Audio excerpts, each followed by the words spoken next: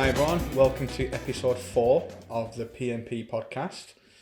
Me, Chris, I'm the lead PPC specialist at Digital 22, joined by my colleague Christian. Hello guys. He also works with me in the PPC department. The last podcast we did was what does a PPC manager do, specifically focused around paid search, Google Ads and everything like that. So today we're going to do it around paid social, really, which we find ourselves doing more and more of now. A lot more companies are realising that there's more to life than Google Ads, search ads specifically. So when it comes to paid social, particularly if you're a big brand, more business to consumer really, but if you're a big brand out there, then paid social will normally be a huge part of what you do. And if not, then it definitely should be. Otherwise you are really missing out. So we'll run through it. So the first one is the platforms. So when you think of paid social, what platform do you think of straight away? Well, Facebook. But that's not the be all and end all. It's not the be all and end all. What I find with Facebook ads is as well, especially at the minute now, they've changed all the tracking and everything, which is with iOS and everything like that. But I always thought with Facebook ads, there is a lot you could do with it, but it doesn't seem to be a lot of people doing it. What I find brilliant with Facebook ads is just the audiences you can build if you've got the correct pixels set up. So there is the $1 a day strategy by Dennis Yu. If anyone's not watched that, then have a look at that. He is he's on the HubSpot courses when it comes to Facebook ads. He really does blitz metrics. He's a really knowledgeable guy, puts a lot of content out there on things like Twitter and LinkedIn, and he replies as well, which is really good for someone who knows as much as he does. But he does like the $1 a day strategy. So if you specifically for videos, easy for me to say, so if you've got your best performing videos and someone's watched 30%, 75% of one, you move them into the next audience and show them the next video and move 100%. Them down like that. But I don't think there's enough companies that do that with Facebook ads. It just seems like everyone just uses Facebook and they go, oh great, we'll do remarketing on Facebook. And that's it. Ticked off, and it's ticked off, but there's so much more you can do with that, with things like video ads, carousels, all the different images you can use. I think a lot of people shy away from Facebook images because of what used to be the 20% rule. And that used to be really hard work for them. And then so I think that put a lot of people off doing things like Facebook ads and stuff. But when you get down into it and you work on the audiences, I mean, sometimes I think we overthink the audiences. If you just create great content and put it out there, people will resonate with it. It's somewhat relevant. You've got a shot straight away. But I think sometimes people are too quick to put poor creative down to not doing like the audience. Whereas if you spend that bit more time on the creative and absolutely nail that, then I think there's much more chance of that working regardless of the audience. Yeah, no, I couldn't agree more. So what next when you're thinking of platforms? What else do you think of when it comes to paid social? It'd be the types of ads that they use, I suppose. So if you view, touching on the platform with Semrush, you can identify with projects which platform you want to go through. You can go like with LinkedIn, Facebook, whichever it is. Once you've found it, which is your favourite to work on? Exactly, and which is most relevant for the business that you're in as well, because you don't need to reinvent the wheel. You purely just need to know what's working for potentially your competitors and go from there. But I think the next one would be the ad type for sure. So like for one of our clients that we've had, I think we used LinkedIn. You go into posts, you can see the ads if you go to the end, and you can see what your competitors are doing, and that's also very important. So for LinkedIn, we found essentially what content piece they were pushing, as well as what type of ad they were pushing, and to some extent we just needed to build similar content and similar ads, and then just tailor it towards the brand that we were pushing. So I think the ad type's very important, because obviously there's so many different ones that you can go for. And people tend to go for the basic because Facebook will push you towards it, LinkedIn will be your sponsored content, but I think ad types are very important, I think. So when it comes to that, so if you were running a B2B business, what would you think go with like LinkedIn ads? And if you're running like business to consumer, would you go more Facebook, or would you go things like Twitter, Pinterest, anything like that? If it's a B2C, I tend to go Facebook, Instagram, and potentially Twitter to some extent, but not. It'd be more tailored towards your Facebook and Instagram. But then it's doing the, like you said, it's then doing the work within that, not just identifying the platforms and putting something in there. You want to go further, because in Facebook, for me, we'll touch a bit upon it later, the campaign build, but you want to be building your campaign separate for Facebook and Instagram platform. Full It stop. really annoys me that when people Yeah, go, because it doesn't matter if you've got a very small budget, build it separately, because it's two very different platforms. Yeah. And it's pointless running them under the same one, because you're not allowing the data to be specific to it. So you might think you're getting somewhere, but it might be only tailored towards Facebook. I say this quite a lot, and I say it to clients all the time, and I stand by it. For me, Instagram is a guard down platform. Of course it is. Yeah. So, and this is just my opinion. It's not the opinion of Digital 22, but I personally feel that when people are on Facebook, you are very aware you are being sold to constantly. If you're not seeing someone's selling something on the personal Facebook, Facebook Marketplace is popping up in your feeds. All the buy and sell groups that seem to be like 100,000 of now are popping up in your news feed and everything like that. And then you've got all the ads on the side, whether they be Facebook display ads or remarketing ads. They're always there. There's always ads. So you become a bit desensitized to it. Whereas normally, a lot of the time when I find it might just be me personally, but other people I've spoken to have agreed. But when you go on Instagram, it's a little bit different. It's a little bit more personal. There's more people posting family pictures. There'll be business pages that you follow, that you choose to follow, and then you'll get remarketing ads, but they just seem to be a bit more subtle in how they're delivered. No, I think so too. I think they're bang on, to be honest with you. So I think it's just that, and we've done it for some quite like high-tech B2B clients. You know, I think in AI and stuff like that, and they've got conversions through Instagram because people's guards are down. So, you know, you're almost that bit more receptive to the ad and to the offering. 100%. And it works a bit better that way. And with the nice, like you touched upon earlier, with a really good image and a good content that goes on it, it's very visual, isn't it? Instagram, and it's all about bloody putting power towards whatever it may be, whatever it's empowering you in some way. So as long as you've got the ad and the image and you've tailored it around it and you've specifically focused on that platform rather than you've done like one job for both platforms, then you're going to get the best results out of it either way. But yeah, like you touched upon the B2C, I think even B2B on all of these platforms, it can work. It's just, you can't be pushing, if it's a B2B, you want to be pushing a content piece, for example, because that people are still interested in that on them other platforms. They'll happily have a read it rather than pushing a demo, book a demo or book or something like that, because it just won't work. It just won't work. I mean, for me, the best Instagram account to follow, just before I forget, is Aldi. I think it's Aldi or Lidl, when it comes up to Christmas. And so they've got all the different posts that go out and they're all part of this massive table, and it looks like a medieval feast. And how they do that and how it runs through is just brilliant. And you know, they spend so much time curating the posts and the content, everything like that. I just think if you look at that as like a spectacle for the account when it's all in there, it just looks really, really well. They do a lot on the stories as well. But I just think that as an account, I think that works really well for like business to consumer stuff. And there's a lot that do it really, really well. They generate a lot of interest on there, B2B wise as well. So yeah, I think it's a really underused platform. And the worst thing that you could do is, if you're doing Instagram, is just show your Facebook ads on there. If you are going to use the platform, just spend that little bit of time, give it its own budget, and just separate it out more for your reporting as well. Your scaling, you know, if you're just doing it through there and it's just showing them on there as a placement, you can't then really scale it up. Whereas if it's in its own campaign, you can just get that set up. You know where you're going. You got more direction and more control over it. You know, and granularity gives us control, and that's what we need when we're doing paid ads. I think another main point with it is that with all of these platforms, Google's different because you're paying on the keyword, you're bidding on the search. But with Instagram, your LinkedIn and stuff, if your profile's not looking like it's the part, or if you're on Instagram and your feed doesn't match and it's all like it's a bit all over the place, your conversion rate's not going to be as high on your ads. Full stop. So before even jumping on the ads, you should be looking at the organic side. What sort of content we're scheduling out? How is our brand looking on these platforms, and sort that out first, and it'll only benefit your ads in the long term once you actually get them going.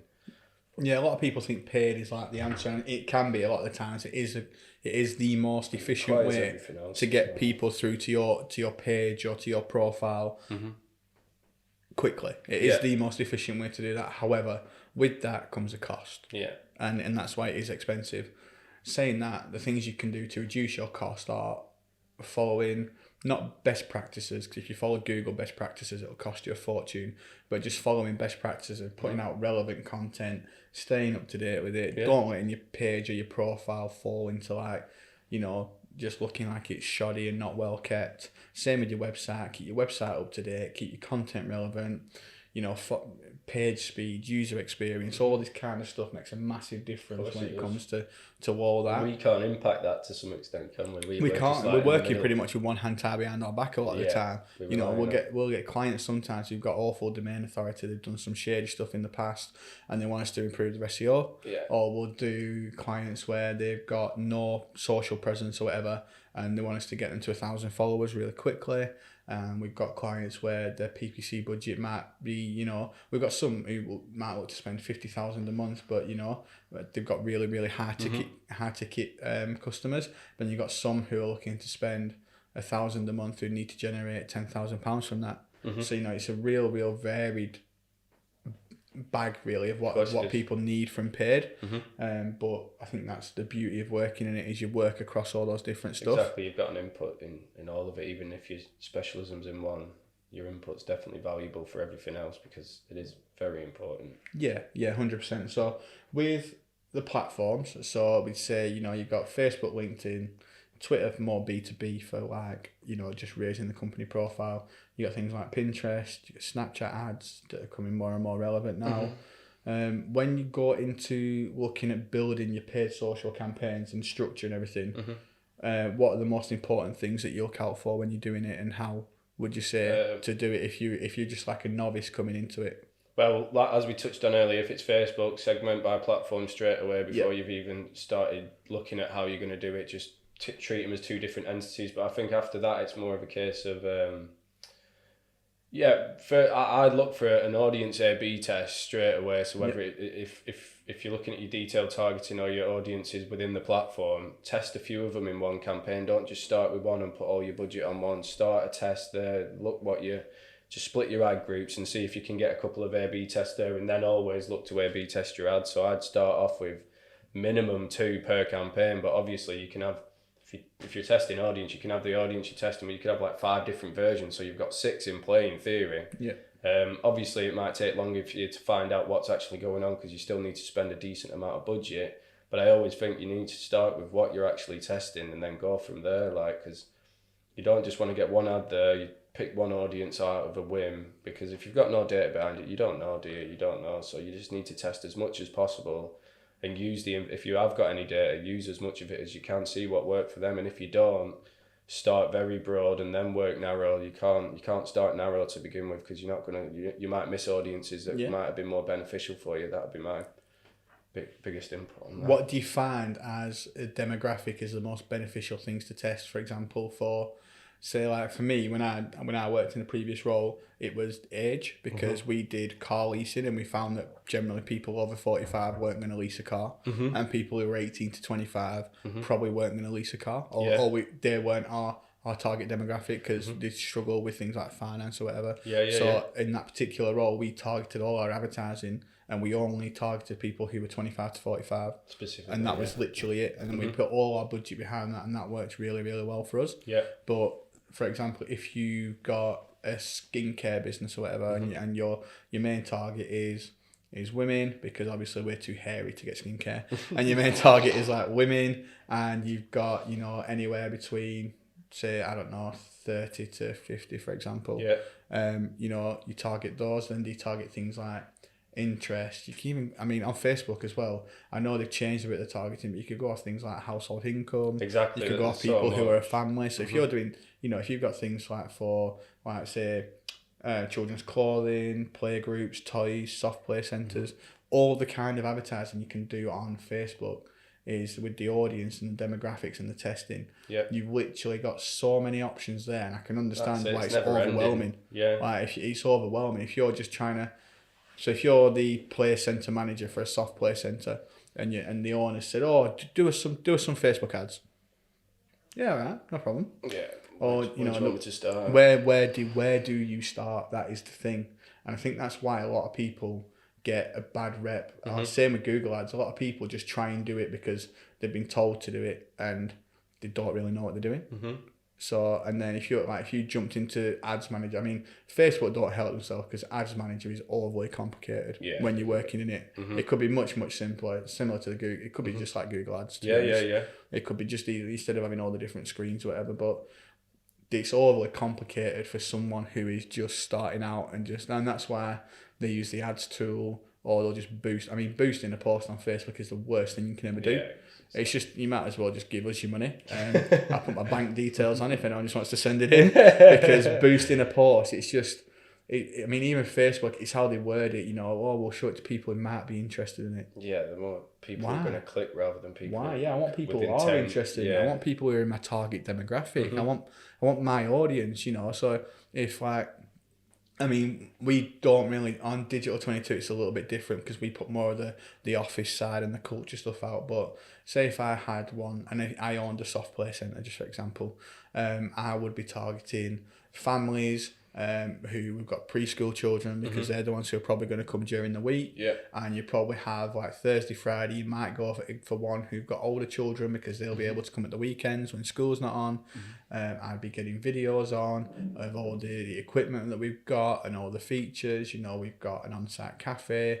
We've got, the food that we do. We do things like, obviously now you've got all the dairy-free options and stuff because a lot of people got intolerances. So you're sure that you cater for all that.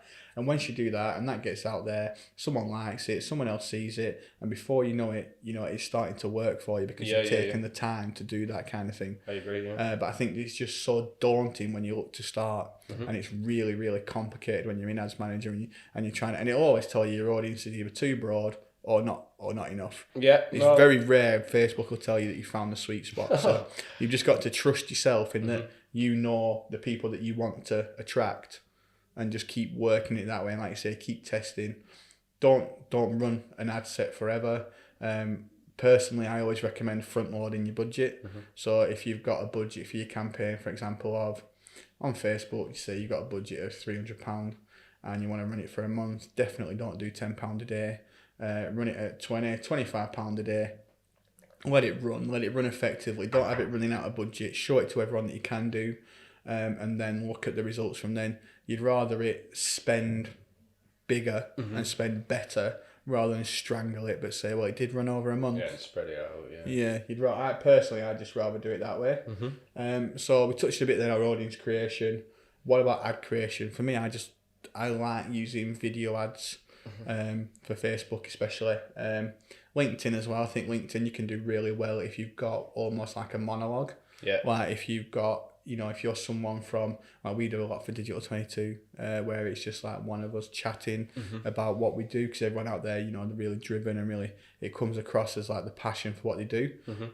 But if you've got, especially like a tech brand or something like that, which might be a bit difficult to get a really good ad for, then the video or the monologue or just a little everyone likes it now that they're not polished. It's just shot. You can tell it's shot on an iPhone, behind the scenes, walking around the office kind of thing. More authentic. Yeah, I think it's one of them with the ad creation. I think it's just testing again. I think you should already know somewhat before you've got to this point. You should know somewhat which ad your competitors are using effectively and see which ones do you just kind of use a bit of intuition there. Have a look, do some research, see what they're doing, and then from there. It's as simple as it is. It's just A/B testing again, because a video might be effective, but at the same time, it still might just be an image. Even though most often than not, in video is much more effective. You get much more people are watching it, much more click throughs and stuff like that. But it has to fit. It has to fit, I suppose. Whereas if you're pushing, it's just I think a lot of it's down to the research, because everyone would have you believe that one's the best, like you were saying, the video's bang on, and it does work, and we're becoming more and more video. But unless you've A/B tested, you can't be certain for your 100%. Specific business if that's the right one. You've just got to use as much as you can. But whichever one it is, you make sure you create the best version of that, or at least multiple, so you can A/B test to find out which one's going to work, and then tweak it from there on, and then go from there and invest more budget into your graphics maybe and. Or your video creation, like you were saying. What I do like about video is the fact, especially on Facebook, is you can see, how much of the video people have watched, and especially on Facebook, you can't really do it on LinkedIn, but on Facebook you can put those people into another audience, and so you can move them further down the funnel. So I think that's good. Things like graphic creation for I mean, for LinkedIn, you can be really good with your graphics because you can put more text on, so that works a lot better. But I think now Facebook are taking the rule away. You can do that. You can do things like carousels as well. I think they're really, really good. And what you can do as well, if you're really clever, is you can have like your carousel images create their own image. Yeah, as you scroll across, that works really well for me, especially when you're trying to show the flow of something, even whether it be a customer journey or you're trying to map something out for people and do it that way. Point each one to a more specific page as well, so it doesn't all have to be the same landing page. Each tile is very specific in what it's meant to do as well, so I think you can get a bit more granular with them, for sure. Yeah, there's a lot you can do with that, and again, I think, like you say, it's just people testing, for you, does one image work best? Does it work better having a carousel, or does a video work best? And what kind of video? Does it work just being a monologue, or does it work doing like, what I say to people is, if you're doing your Facebook ads, just commit to it. Like, there's a lot of people who do Facebook lives, but if you're going to do it, you can't just do it once and expect to get a lot of traction from it. Isn't it? Like, there's a company I used to work with, they're an engineering firm, they do a lot of manufacturing, they do what's called Workshop Wednesday. So every Wednesday they go live in the workshop, no matter what they're building, no matter who's there. Every Wednesday, they go live on Facebook and they'll do a little tour. It's the same guy going around, I'll say chatting to people rather than annoying people whilst they're trying to work. Yeah. But he goes around, he's got a big smile on his face, and they do that every week. That's good. That's and if you watch that, then the commitment to doing that every week will mean that more people will watch it because they're used to seeing it. Yeah, they'll keep coming the same times each week to watch it. Exactly, yeah. So they'll just know that it's there. So you picked your channel, you built your campaign, you built your audience, and then you built your ads. It's running for a week. What are the optimizations that you look to do first of all? Well, it'll be on the basis of how you've structured it for what we were discussing before with the A/B testing. So after a week or two, you should start to see, right, Facebook or Instagram's working better than Facebook. Maybe I'll push more budget towards Instagram at this point. That might be a quick optimize. Obviously, this is under the impression that you've spent enough budget and you need to conclude that, Then you'd move on to your ad copy. You might have had 4 ad copies in there, one single image, one carousel, one next one, and then just work your way through them as well. And I think that's the key. But I think a lot of people fall into the trap, right, okay, this ad works better, so we'll just double down on this one. Don't stop testing. Yeah. Then you start your next one. So if a specific headline works, right, move on to description. If a specific CTA worked, right, move on to the next one, and constantly do it. And a lot of the time with Facebook, a lot of social media ones, paid social, they don't last for very long, do they? You might hit a sweet spot, it might be working very well, but then that ad might start to die off, and it comes back to frequency, I suppose, and that might be something to do with your audience as well. So if your frequency is like 10, 12, which you'll tend to see something similar for remarketing campaigns, but if you're seeing that without a remarketing campaign, you need to broaden your audience up big time. And it's always constant testing, but I think that's logic how I'd move through it. First platform, then move on to your ads, and then start tweaking your audiences. Like you said, if you've got your demographics in there, you've got your detail targeting, you've got your location, test all of them and just keep working through. And it's peaks and troughs, isn't it? Like, you're going to have really good months where you think an ad might be working very well, and then the next month something happens. But this is why, if you've always got 10%, 15% of your overall budget committed to an A/B test or a separate test, you're always ahead of the game if something does happen.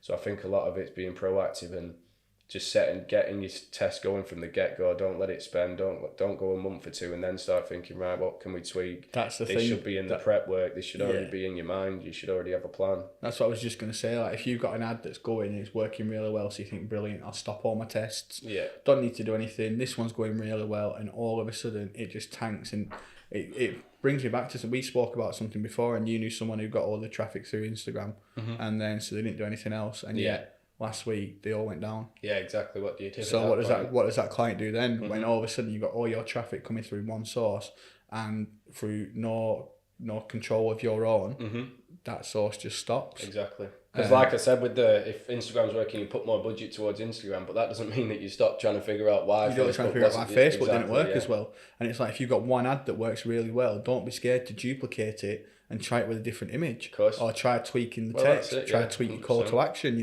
Is it download? Is it sign up? Is it learn more? Is it, more information? All these different things that you can try. Especially if you're using something like LinkedIn, you use the native lead gen forms, which work really well. You can use things like lead gen forms in Facebook, so people don't have to leave the platform.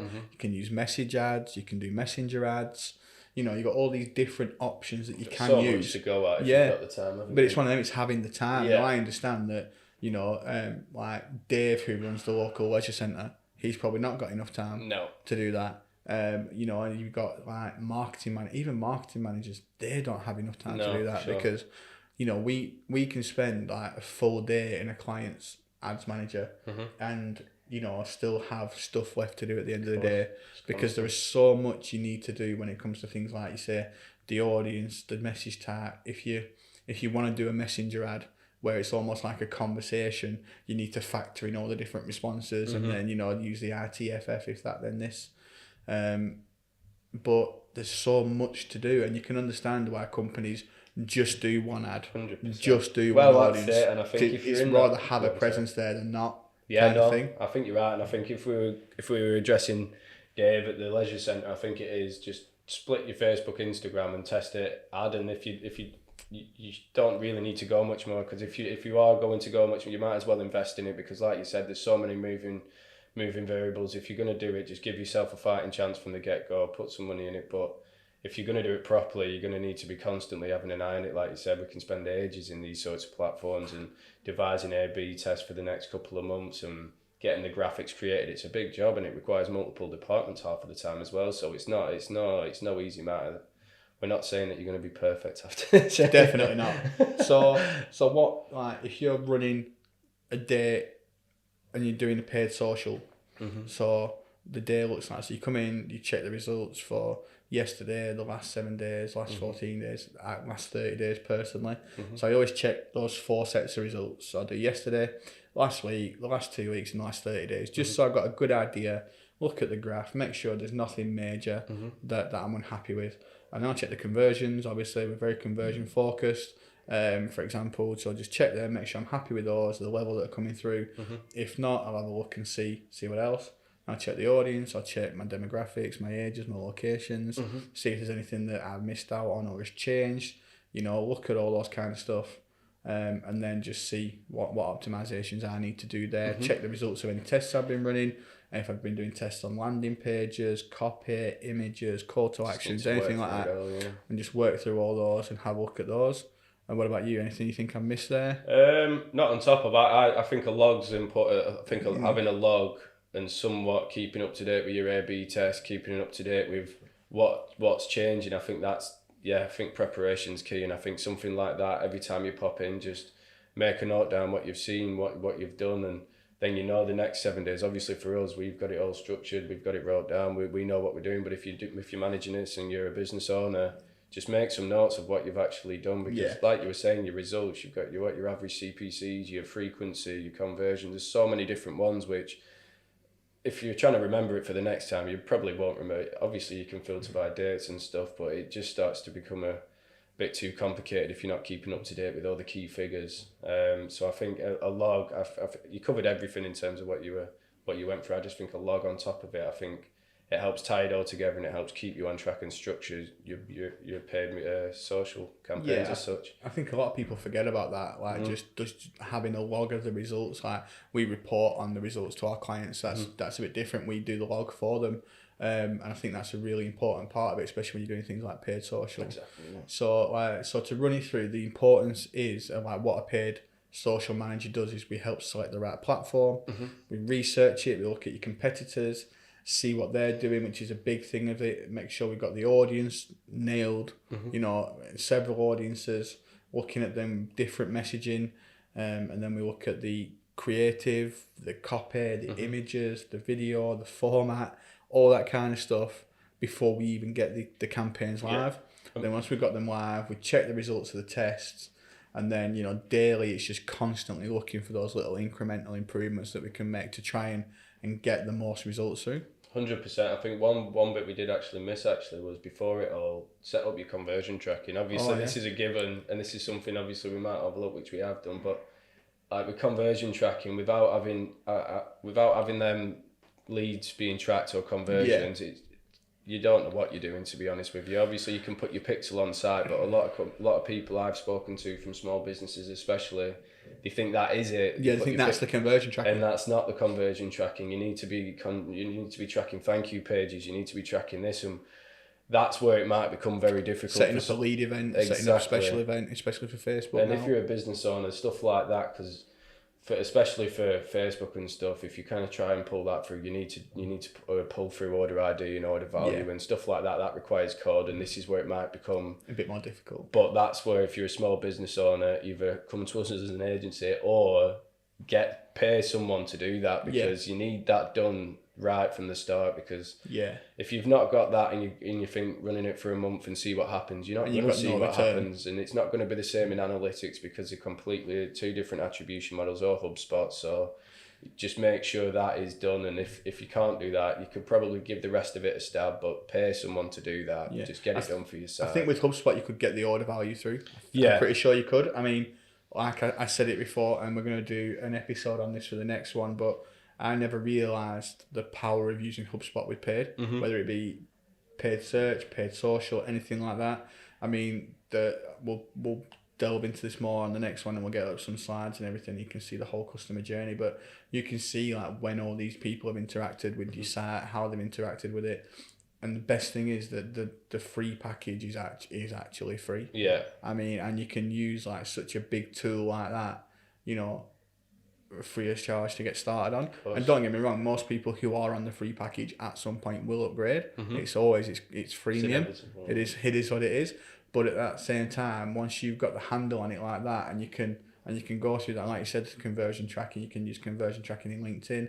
But if you've got it in HubSpot, you can see the whole journey and then see like the revenue on that customer through the lifetime of being with the business. I think that's a really powerful tool. 100%. Yeah, it's only going to help you moving forward anyway, if you know exactly what's going on. Yeah, but I mean, we just take conversion tracking as a given, because it's one of the first things that we set up. Exactly. But if you're trying to do it yourself, like you say, you need that bit of code. Just get someone to do it. It's not. It's like for people like us, it's not too bad to get. It's not too hard to do, whether you do it manually or whatever. But if you don't know what you're looking for, it's going to be impossible. Like, you don't know. You just need to get that done. That would be my biggest point of all of this. If that's not in place, put it on hold and wait until it's sorted. Yeah, you can't be spending money and not knowing how much you're making on it, can you? Because you'll just write it off of the platform. You think it won't work. You probably won't trust it again, and then all of a sudden, I agree. You need that sort of stream of revenue coming through. I think that's why paid search and social has a bad rep sometimes, because people don't track it properly, and they're like, well, I spent $1,000 and didn't get anything back off it, and it's like, right, how many people saw your ad? Yeah. Well, I don't know. All right, did many people click through to your landing page? Oh, I don't know. Did they open your lead generation form? You don't know, yeah. You've got no idea. Because they're looking at analytics, and they've set their goals up in analytics, thinking that this should be assigned, but it's not going to be assigned, because the touch point was like 4 or 5 touch points earlier, so it's not going to be seen. So you just need to attribute correctly, because it's not taking like conversions from your organic. It's just meaning that you know what else is working, because organic's got a place, but you've got multiple streams here of paid social, PPC, organic content, so on and so forth. Like, you want them all working. You don't just want one working. You want all of them. I think as well, it might be worth if we do like a full episode on conversion tracking. Yeah, we could do. So we'll do it through. Yeah, we'll do the next one on HubSpot and PPC, paid social. Then after that, we'll do one full on conversion tracking. That'd be useful. Yeah, but I hope you enjoyed watching / listening to this today. Yep. So on what a paid social manager does. So the main point of the paid social manager is to take the work off marketing managers, marketing teams, and just help you guys get the most out of any platform that you're on, and do all the A/B testing, do all the the ad testing, everything like that, just to deliver the best results for any organisation, and ultimately the best user experience for your clients. Exactly, yeah. So I hope you found all that useful. If you want to know anything else about it, get in touch, or if you want us to do a podcast on any particular episode, just drop it in the comments. We've got Jonathan here who checks all the comments. He don't delete the nasty ones, so he just leaves them there. But if you've got anything that you want us to do, to chat about, or just listen to us, and this is all our opinion. We've worked in this long enough to have opinions on stuff. It might not be what other people would do, but at the same time, everyone works differently. There's more than one way to skin a cat. Not that we do that. And that's it. Yeah. So if you want us to chat about anything, drop it in the comments. But other than that, thank you very much for listening. Well, cheers, guys. Cheers, people. Take care.